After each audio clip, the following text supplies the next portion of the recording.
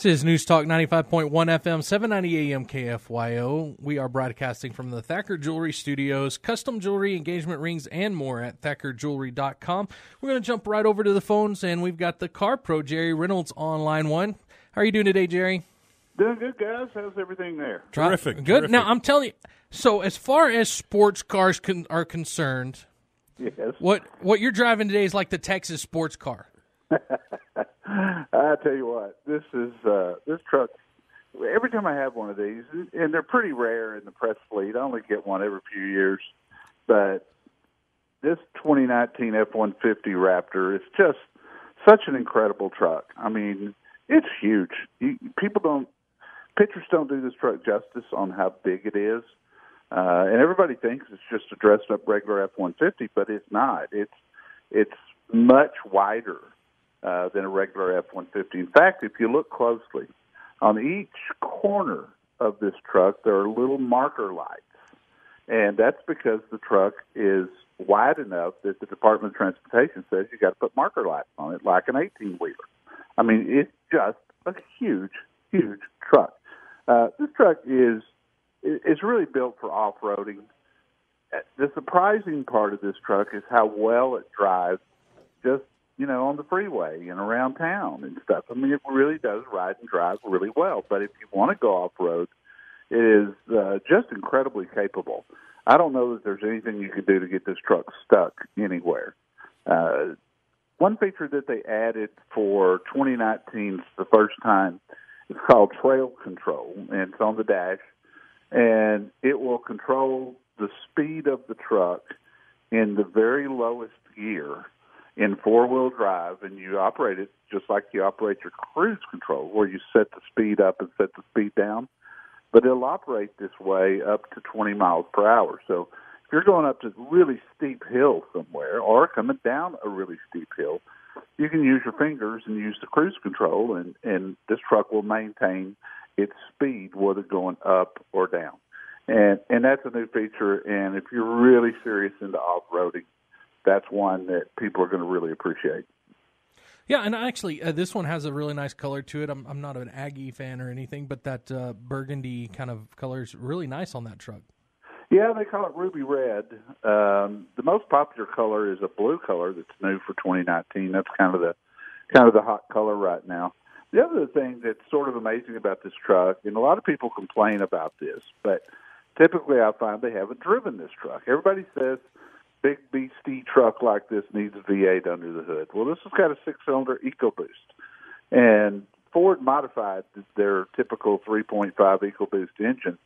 This six-cylinder is putting out 450 horses, and so for anybody who says, well, I wouldn't buy it if it wasn't a V8, I would just simply say drive it before you make up your mind, because this truck has got more raw power than a lot of the 6.2 V8s that are out there. The exhaust sounds great. The interior is beautiful. I tell you, this is one odd thing about this truck is it's a stripped-down version, if there is such a thing. It's missing a lot of things that you typically find on a Raptor. It doesn't have a push-button start. It doesn't have automatic climate-controlled air. It doesn't have navigation system. It doesn't have any kind of moonroof. So I suppose they did that to keep the price in car reviews down. This one that I've got is a little over $63,000 on the window sticker. But typically a loaded Raptor today is around $75,000. Well, that's still not bad. I mean, when you look at your diesels and some of the other ones, you're pushing that much anyway. Oh, absolutely. And it's got 8,000 pounds of towing capacity. Fuel economy, not so good. Yeah. Hey, Jerry, have you seen, this is the other Matt, have you seen those Velociraptors, the 6x6s? Yeah, I have. Those are done by a conversion company, but man. Wouldn't that be fun? Oh, wow. A 6x6? Yeah, I could have some fun with that. No kidding. This truck it's rated at 15 miles to the gallon in town, 16 on the highway. And as far as I can tell, I'm not getting either one of them. But I've been driving it pretty hard, too. So I'm assuming that, how are they putting this out? And Do they have to have other vehicles that, as far as like an average mile per gallon rating or whatever? Yeah, I mean, these vehicles, they kind of, because they're low volume, it doesn't really affect the corporate average fuel economy standards much. These trucks are hard to come by. Dealers clamor for them. Some dealers charge over MSRP for them, which is not uncommon. But it really doesn't hurt them that much just because of the volume. And they'll never build a ton of these Raptors. And that's smart. They just don't want to, overexpose them, and they want to keep them special. But I'll tell you one thing. All through the years since the first Raptor came out 10 years ago, this is a cult following. I mean, the people who have Raptors all belong to Raptor clubs. They talk to each other. They take trips together. They go to the desert together. They have meets, once a month, and they compare their trucks. And they all do a lot of customization to their truck after they get it. It's kind of cool, really, to see all these people band together from all walks of life with these trucks. And I've been to a couple of their meets, and boy, they are passionate about their trucks. Holy cow. Yeah, so Jerry, what's going on CarProUSA.com right now? So we had a huge recall announced yesterday from Fiat Chrysler. Almost 1 million units, and I think it's going to go higher, actually. If there's any good news to it, it's not a safety recall. It's an emissions recall.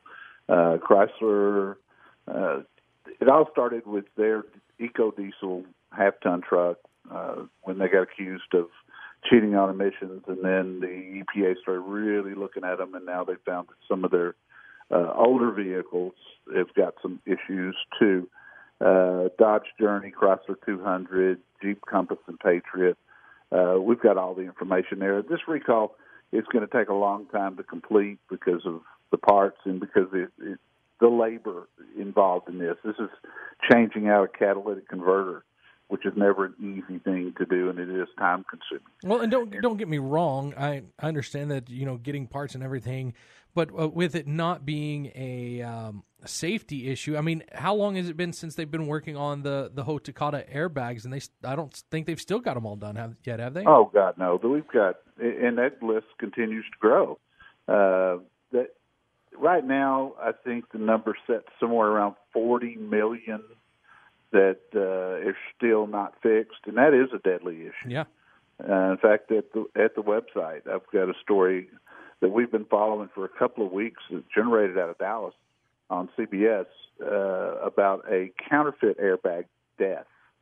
And boy, to tell you what, that's some scary stuff right there. 34-year-old mother of a 5-year-old little boy got killed hitting a tree. She lost control of the car. Well, and that to me, I look at stuff like that, and I've always been a big proponent of buying used just because of the problems. If you buy it, 2-4 years old, you're not going to get a bad car, especially with as long as cars are doing today. I mean, they're lasting for a long time. But when you see stuff like that, you have to worry every time you buy a used car. Did they switch out the airbags and sell it, or what happened here? Yeah, you got to do your due diligence. This car had been in a serious accident. It had never been deemed a total, but it had been in a serious accident, and a rebuilder got a hold of it and put a fake airbag in there. Yeah, and when this young lady hit the tree, it was definitely a survivable accident if she had had an airbag. Now, to be fair, she didn't have her seatbelt on either, which contributed. Yeah. But still, there was stories about fake airbags and how scary they are. You got to do your due diligence. And on the website at CarProUSA.com under this story, we've got explanations of where to go look. There are government agencies that you can put the VIN number in there and see if it's ever been in a serious accident. And all that stuff's free. But you better do your due diligence if you're looking at a used vehicle today.